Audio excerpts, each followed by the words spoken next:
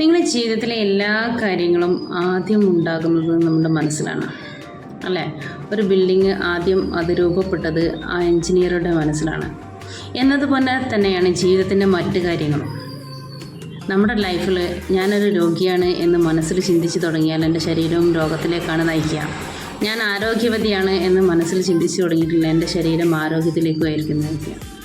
Still എൻ്റെ condition ഇപ്പോൾ എങ്ങനെയൊക്കെയാണ് എങ്കിലും വേണ്ടിയില്ല, എനിക്കത് നേടിയെടുക്കാൻ കഴിയും എന്ന് നമ്മുടെ മനസ്സിനെ നമ്മൾ പാകപ്പെടുത്തിയാൽ നിലവിലുള്ള സാഹചര്യത്തിൽ നിന്ന് മറ്റൊരു സാഹചര്യത്തിലേക്ക് മറികടക്കാൻ നമുക്ക് കഴിയും.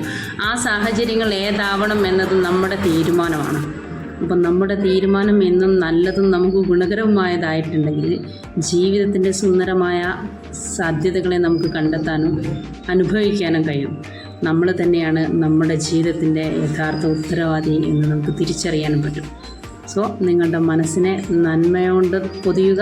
നിങ്ങളുടെ ജീവിതത്തിൽ സുന്ദരമായ നിമിഷങ്ങൾ ഉണ്ടാവുന്നത് നിങ്ങൾക്ക് കാണാൻ കഴിയും. Thank you.